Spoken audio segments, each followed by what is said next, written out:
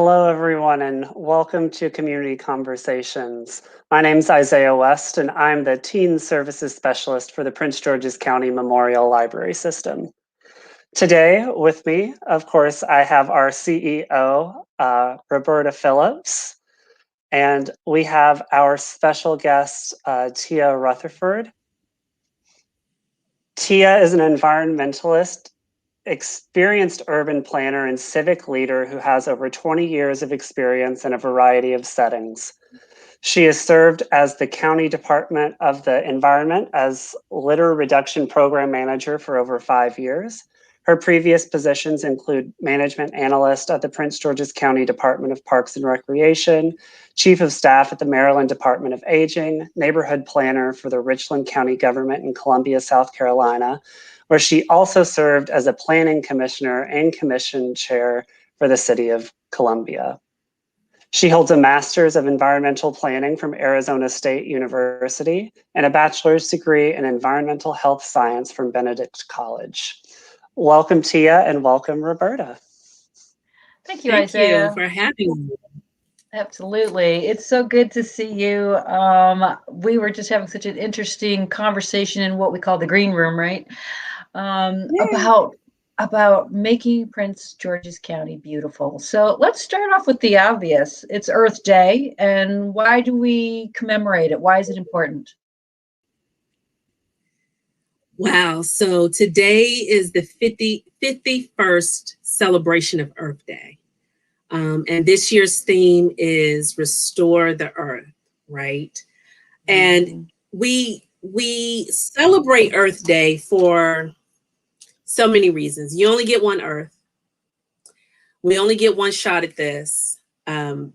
Very few times are we given second chances to right our wrongs against the environment.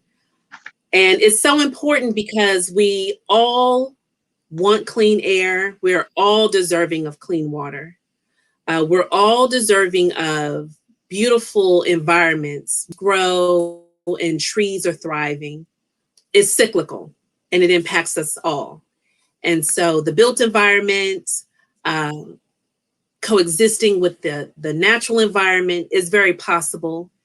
And there are options for us as humans to do the right thing, to be more conscientious of our uses of natural materials, to recycle more. You know, we've introduced things into our life that we cannot figure out how to live without, but we have to absolutely figure out how to recycle it so that it does not become detrimental to our environment.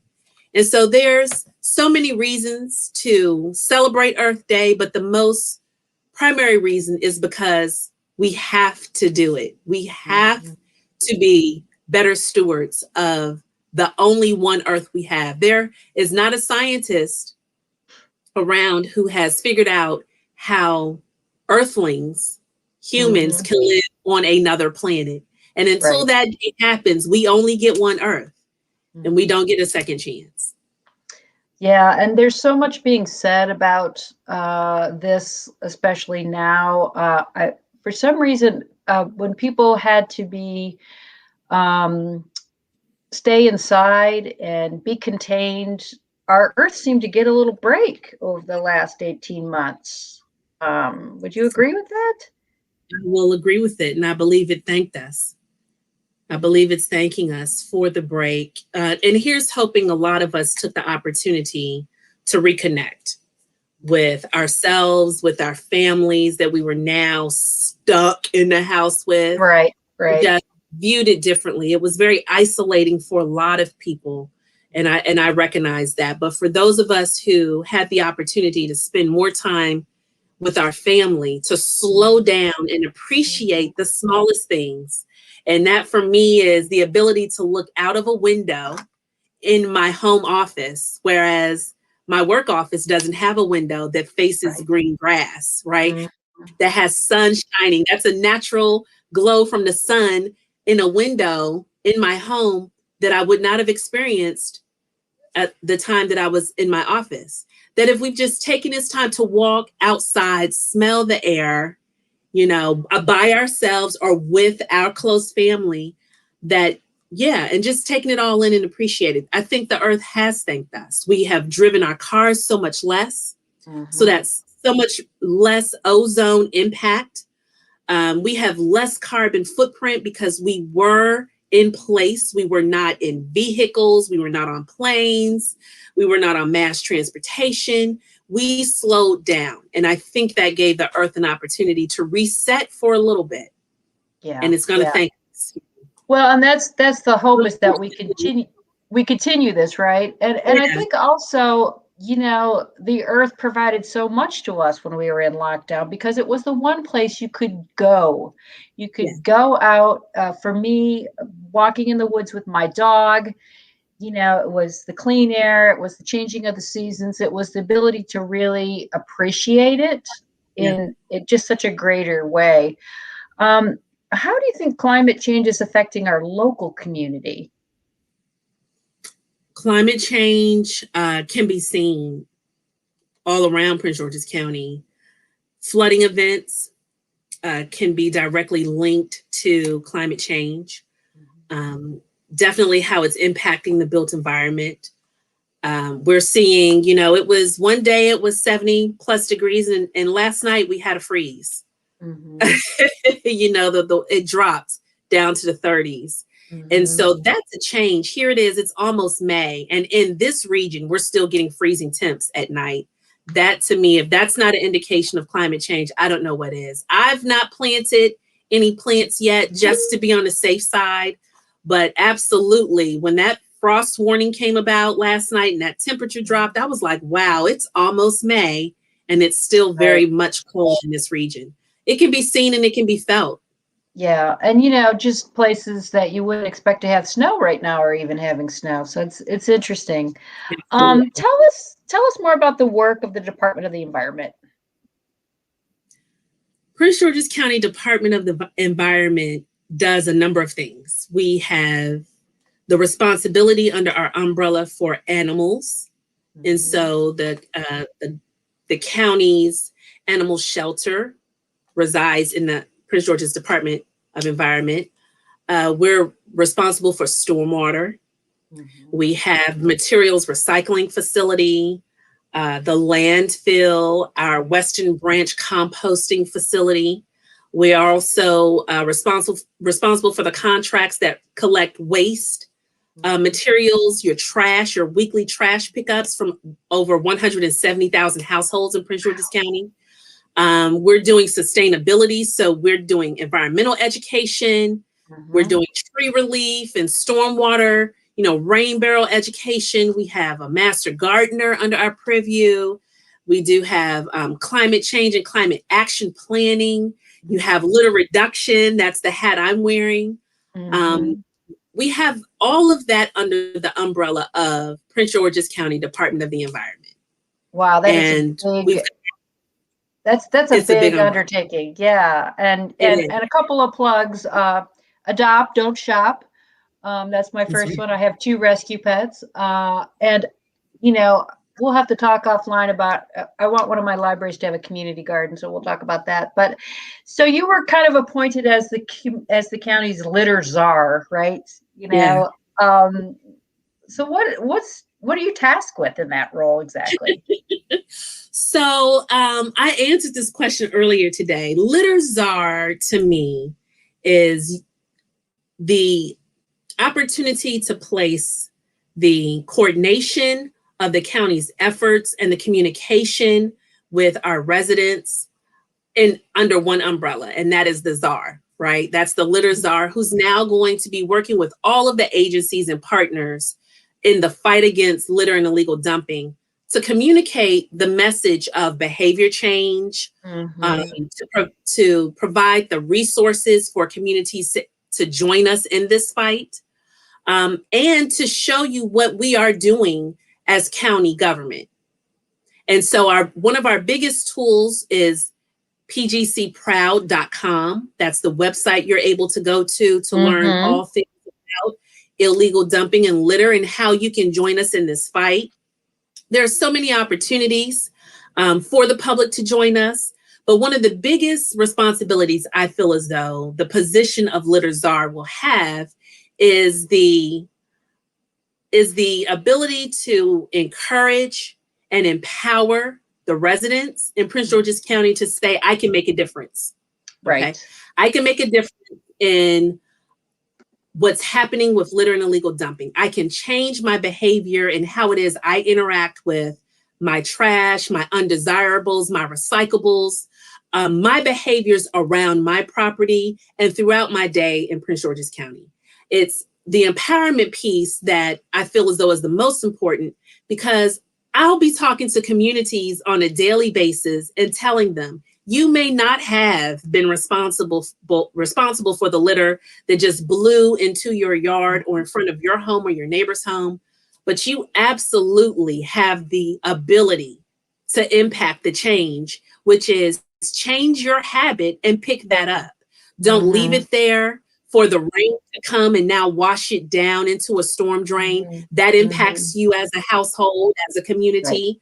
You know, pick it up on your daily route. If you see it and it's bothering you, just put on a pair of gloves, go right over to it, pick it up and put it in your trash. And I think that empowerment piece is going to be so important, because many people feel helpless when it comes to, well, what can I do? What will I do to make a larger impact? And what I am saying, and what the Litter Czar position is saying, is that your small change in behavior can make a huge impact. If you are willing to increase your recycling in your home, participate in a cleanup, or even lead a cleanup in your community, as you're walking your dog, or if you're recreating in your community, you're going to pick up your pet waste and you're going to pick up a piece of litter, regardless to who was responsible for it. Just understanding that the greater impact is so much more than the selfless act. It is going to be a selfless act. You're going to have to come outside of yourself and say, it doesn't matter who was responsible for it. It will ultimately impact me and how I feel about my neighborhood, my community. So I'm going to do something about it. To me, that's a big push. All right. Yeah. And that's great. And so, the piece to know is that you can join us. You can join us with this. Yes. And you know, this kind of speaks to, I just recently saw a commercial with IKEA, and a bottle drops from the earth, you know, and they show a little girl picking it up and recycling it. So I think that's a really good message. So what are ways that parents can teach their children about respecting the earth and respecting the environment?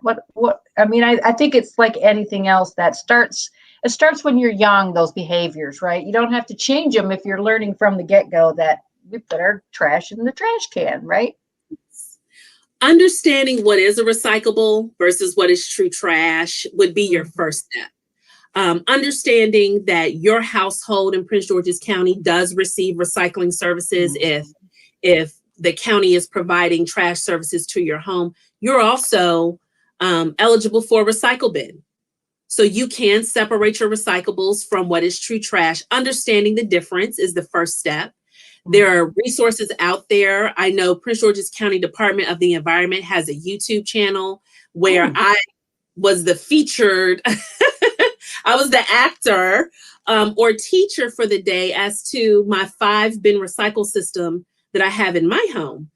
Just teaching people how to recycle, going out onto the internet. We spend so much time on these Zoom calls if you're working from home, or if you're a YouTube watcher. YouTube University has everything under the sun. But to learn how to recycle is really right at our fingertips, on our smart devices, on our laptops, our iPads. It has also been mailed to you. If you do receive trash services from the county, we have mailed out mailers to show you and illustrate what is a recyclable, what goes into your single stream, and what now goes into trash. There's so many resources out there, regardless of the government, that can teach you how to recycle.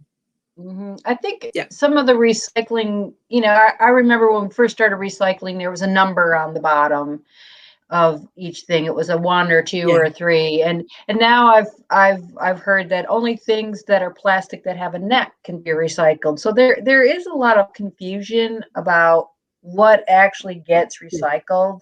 I mean, for me, the easiest one is, we know glass gets recycled. So, but not many things come in glass anymore. Right. So I think So that's I could say that for single stream in Prince George's County, don't put your juice boxes, depending on the kind. If it has aluminum on the inside, you can take that somewhere. But everything can go in your recycle bin, with the exception of household hazardous waste material. Those are batteries and light bulbs, right? Okay. And paint. You cannot put plastic film. And so that's packing material, you know, those air bags that come in a lot of our Amazon packages, as well as the grocery bags from the grocery store. You can take those back to the store. Right. So things like cereal boxes, right? Separate the box from the internal plastic film. Pizza boxes. You can put the pizza box once people eat the cheese off the box. You could put that box, the clean box, free of food debris, in the recycle bin.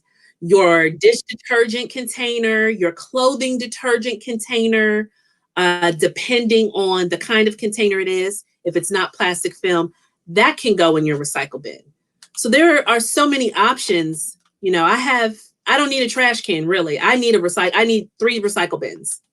That's great. Yeah. And also, I'm starting to think about different behaviors as well. Like, I find myself using a lot of paper towel. Then I saw something online that was like basically a cloth that's really absorbent that you can wash, that would replace 177 paper towels, right? And so I'm like, okay, this is easy. I should do this. The actual, they look like dryer sheets, but they're actually laundry soap. I mean, they're getting pretty creative out there, I think, with there's what's a lot available. of green. It's a whole industry on green living. And you could just Google that, green living, that can show you replacement. That's right. Replacements to your normal activities that you can replace with. So, you know, you're going out to eat, the straws between here, Washington, D.C. and Montgomery County, you're going to have a hard time finding a plastic straw. They're all going to be cardboard. We have a straw ban. And so getting to a place where if you need to have water, you're not drinking out of water bottles, you're drinking out of reusable containers. I think that's gotten easier for us. We're at home, right? And if you're drinking out of containers with juice in them, you could put that juice container straight into your recycle bin after it's rinsed out, or you've drank all of the juice. So changing those behaviors, going to your food carry out, right? And some of them aren't even giving you utensils anymore. You have to ask for them, right? And so how hard could it be to have your bamboo reusable utensils in your bag, in your purse, or in your book bag, your briefcase, a pocket slim enough to slide in your pocket? Reusable straws are getting so cute now. They have their own cleaners attached to them with a little bag. So it really making that switch and moving to greener living is absolutely possible. Yeah. And so what are some of the ways you talked a little bit about people getting involved? And I know there's some big initiatives coming up soon in May, correct, with the county? Can you talk a little bit about this? I can. So I'd love to share my screen. Okay. So can you all see the screen? I can see it. Yep. Very good. And so what's happening on May 1st is the Prince George's County Going Green with Pride. And that's the day that Executive Alsobrooks has designated as the cleanup day for Prince George's County. So we'll be joining communities from north to south in the county doing litter removal, cleanups, as well as planting of plants. We'll be mulching plants, flower beds in our communities. You do have to register to participate. And so the links are on the screen. You can go to pgcproud.com, go to events page, and you will see on there this flyer that you're seeing right now for May 1st to get your community registered to participate. That allows us as county government to know where we should be sending our resources to now pick up those bags you just collected during your cleanups. What communities are receiving mulch as well as supplies, be it grabbers, gloves, safety vests, so they can go out and take ownership of the beautification that should be happening in their communities every day. Again, that's that empowerment piece. I'm going to rally my neighborhood. You know, right now I chase everybody who has a stroller and ask them to sign up from Books from Birth. But I think this will be my next thing is I could print that off the website and hang it on we have group mailboxes, and I could hang it on the mailbox and say, join me on May 1st as we clean up Brandywine. You can. You could do it on your listserv. You can send the link and put it on your great. Reduce it even further and just send it in the email. That's right. That's you right. You can drop it on. It should be on if you're assigned or signed up for the various next door apps across the county. Yes, right. Right. Well. That's right. So we can send it through email and reduce that carbon footprint even further. I love it. I love it. See, you're just one step ahead of me, Tiaa. That's good. You know, I think people might not know that you received a very nice award, a very illustrious award for your litter tracking app and your advocacy work in Taking Nature Black conference, which is a growing conference. Can you talk a little bit about the app and about the conference? Because I think it's something people might not know about. So the conference took place. So I received the award in 2000, early 2000. It's still amazing. And it was very much a surprise. I didn't realize I was being nominated. And it gives the opportunity for African-American and people of color who are in the environmental space to be celebrated for the work that they're doing for our greater communities. And so Taking Nature Black is a part of the National Audubon Society. And so they are recognizing professionals in minority communities across this region for the work that they're doing. So I did receive that award in 2020, and thank you so much for that. The county has also received an award from the National Association of County Organizations for PGC track, PGC Litter Track. And so PGC Litter Track is a smartphone app that was developed by my agency, myself, and my coworker, who is a GIS professional. Her designation is GISP, Catherine Adams. The both of us sat down, wrecked our brains, and said, you know, this is going to work for us. We as a government needed to establish a tracking mechanism for the amount of litter that was being removed. It was a part of our state mandate as well as our plan of action to meet our total maximum daily load for litter in the Anacostia River watershed. And when I joined staff, the conversation was, Tiaa, you've got several things on your desk. Here's one of them. And I just kind of sat there and I thought about it and just fiddling with my phone. I was like, you know what, this ought to be right at my fingertips. And this is how I feel as though it should work. And I would go to my GISP because as an urban planner, we deal with GIS on a regular basis. And I said, this is how I think it should work. I feel like this is a tool. Help me find this. And she did. She dug her heels in. She went to Esri. She said, hey, I think you all may have a plugin. Let me learn about it and let's get this working. And we tweaked it for a matter of a year. We went to beta testing with it. And what came out of it was PGC Litter Track. And it is a tool that anyone in the county can have on their smartphone. You do have to request a sign-in and password, but once you have it, you can always use that app to now account for the bags of litter you've just removed in your cleanup. And so that's what I want to do. I want to know how many bags you just collected, where you just collected it, and it will populate a map on the back end that will give us all kinds of statistical information. That's cool.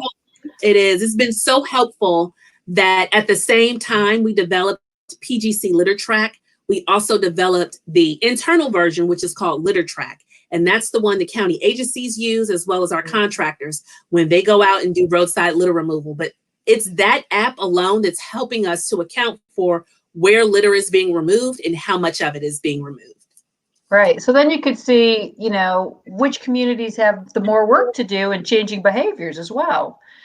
And definitely see what they've done. Yeah. Yeah. Yeah. And I think, you know, when we talk about changing behavior, sometimes it's just a matter of taking a minute to think, what happens if I throw this cup out my window? Absolutely. You know, what happens? What happens? And for me, you know, I'm in a very lovely part of the county where I have deers and squirrels and all kinds of natural. And I think to myself, what would happen if a deer stepped on this broken glass? Like, I mean, just getting outside of ourselves, maybe, is the way I'm trying to say that. You know, like, what happens if you were even walking your dog and your dog's, I mean, you would feel terrible, or your child or whomever. Right. So earlier we were talking a little bit about, you know, everybody loves crabs in Maryland. It's delightful, right? But when you litter, it affects our crabs. Like, how draw that connection for us? So we're in the Chesapeake Bay watershed region. It's quite a few states in that watershed region. And understanding that the Chesapeake Bay is a income source for several states, Maryland being one. And when that bay is polluted, that water body is polluted, it impacts the fish yield, it impacts the crab yield that so many of us like to enjoy during the summertime, right? And so the goal is to keep Chesapeake Bay litter free. And if you're noticing that your crab yield is getting smaller, it's your crabs are more expensive. It is a direct reflection of the water quality of the bay. And so many things play into that. Litter, illegal dumping, sedimentation, stormwater runoff, and pollutants that are in water play a major factor into the water quality of the Chesapeake Bay. But how it drives home is that we're a region who loves to eat Maryland blue crabs. If there's anything that would resonate with any Marylander is crabs. And just think about that piece of litter that you just dropped can impact the crabs that you like to partake in the summertime. Yeah, don't be messing with my crab cakes, people. I love crab cakes. I'll eat them every day if I could. So yeah, and I think it's taking, like I said, taking a few minutes to learn, but also to think about, like, what you do with the earth affects everything, because we have these things called ecosystems, folks. You know, it's a huge cycle. It just doesn't affect one thing. It affects everything down the line. And so that's the education piece that I think, you know, getting people to think about that, and teaching kids too, again, about, you know, ecosystems and nature and how they all relate. So I talk about it this way. A lot of people don't like bees, but how important is the bee? So the bee is so important that it does not just pollinate flowers. It pollinates flowers that stem from vegetables, that grow out of the ground, that grow grass and hay, that any animal that you partake in that lives on land may consume. And so when the bee dies, we die. Our food source dies. And it's just that simple. And so to be able to have environments where bees can thrive, be it you planting pollinators around your property, or not swatting at bees, right? Wasps serve a purpose as well. We understand we don't want them anywhere near our properties, and people with bee allergies, that's a whole nother thing. But just understanding that cycle, we may be at the top, But everything that we feel as though is below us, if it were to die off, how soon will it take the top of the food chain to die off? Right, right. Yeah. It sounds so simple, but then I think we make it more complicated than it needs to be. We do. I see a bee now, a bumblebee actually big. Yeah. Yeah, I saw a big one too, and my dog was trying to catch it, and I was swatting my dog. I said, "Don't eat that bee. We need that bee." So somebody had a question about, have you written a book? They want you to write a book, Tiaa, about the earth. Thank you. Thank you. I am planning a book at some point. Thank you for that, because that means I have work to do. I've been thinking about it for a very long time. So you may see it sometime soon, but I'll do you one better. So Prince George's County Department of the Environment, through a grant from the National Oceanic Atmospheric Association, NOAA, we just call it NOAA, NOAA, has provided a grant for us to produce activity books for K through 12. And those marine debris activity books will be published very soon. They will be available on the county website as well as pgcproud.com website for us to educate the youth as well as the youth at heart, right? We would love to have them. We would love to have them for our summer reading. Absolutely. So what we're going to do, Roberta, we've recognized we had to pivot through the pandemic, and we said, I said, hey, I'm devastated. Schools are shut down. I'm not going to be able to get this activity book to kids. I need to make this electronic.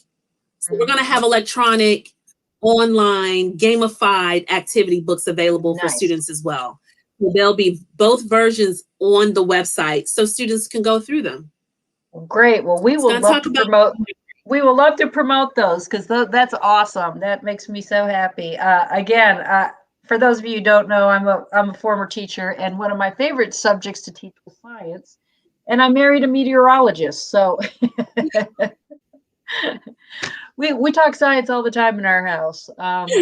So that's really, really good. And I love that question from one of our favorite, our star customers, Miss Vivian. She always participates in our conversations and usually has a question or two. So thanks for that, Miss Vivian. It's good to hear from you again.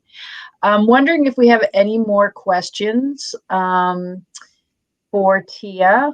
I know she has a big job and she has a lot of things going on, and we are so excited that she's here and doing this fabulous work. I heard in the community conversation that I was a guest of, and it was Councilwoman Galeros, that the composting is something that's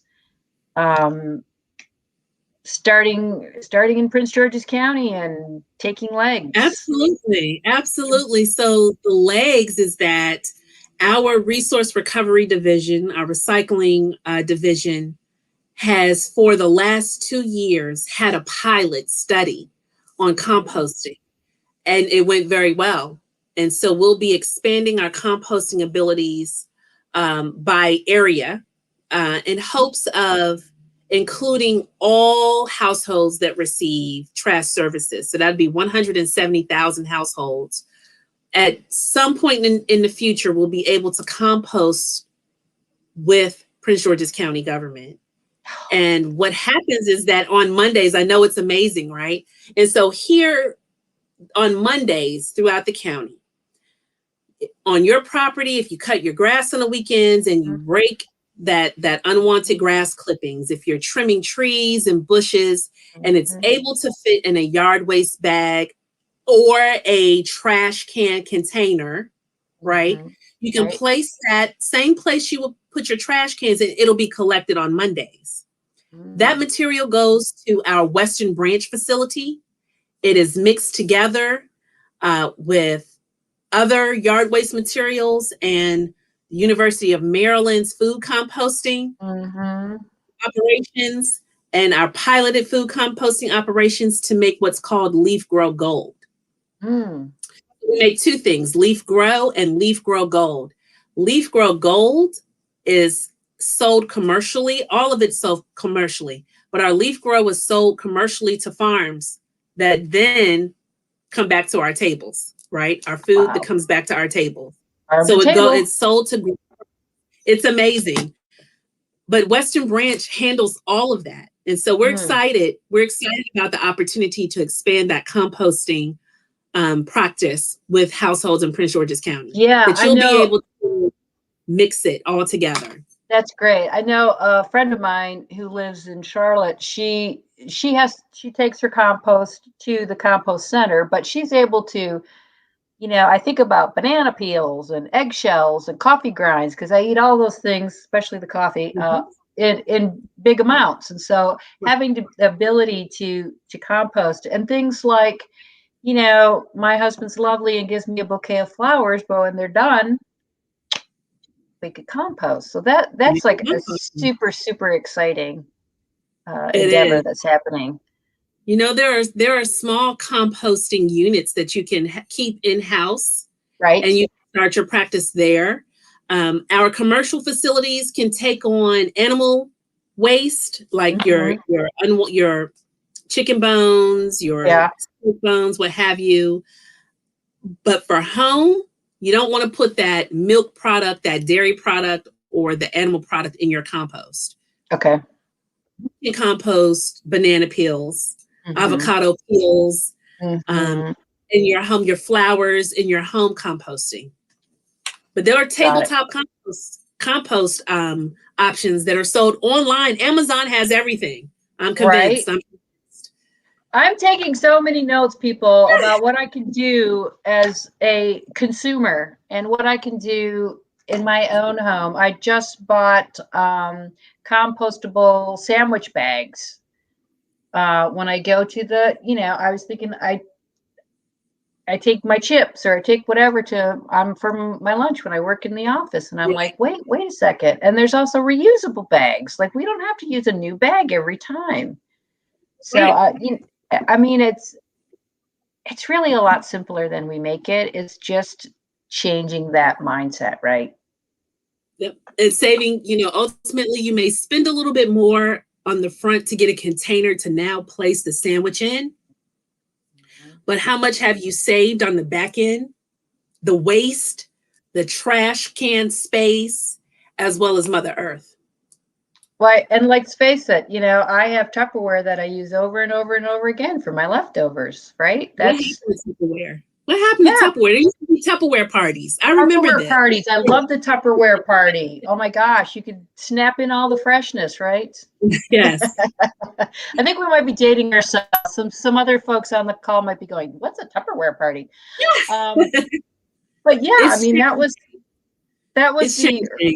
it's Rubbermaid now, but that was the early stages of thinking about how we reuse things, right? And it's just smart. It's just smart. I'm going to ask our producer, Isaiah, if he has seen any more questions that might come our way regarding Earth Day or our